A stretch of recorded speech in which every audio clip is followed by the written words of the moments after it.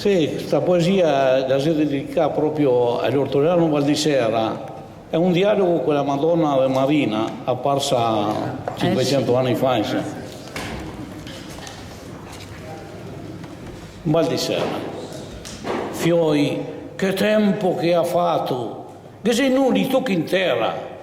Qua, deserto, sto tempasso, a se fio de nazionera. Mo tiravo alla bonassa e mo sconto da un canton la paura che mi aveva che venisse sul cason. Poi, finito sta caligà, mi sono messo un fià a guardare tutta sta desolazione. Valdisera, sento chiamare.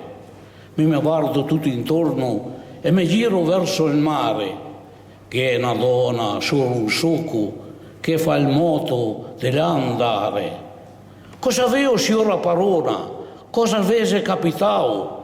Qua vedo vostro figlio che è tutto insanguinato.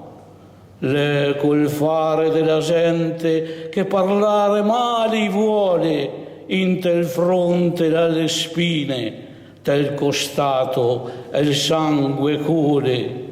Ha un tempo questo qua che la fede gli ha sbandonato e mio figlio che è buon un'altra volta gli ha copao. Tutta sta popolazione ti ha da andare ad avvisare e venire testo luogo e fermarsi qua a pregare. Oh Madonna benedetta, proprio mi vuole mandare, lo sapevi meglio di me che mi inchebo del parlare.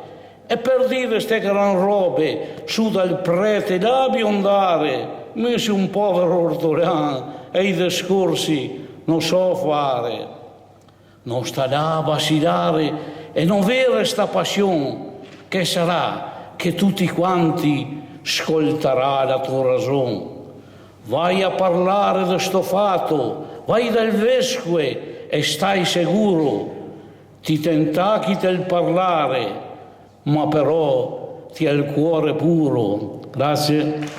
Bravissimo, bravo Gianfranco.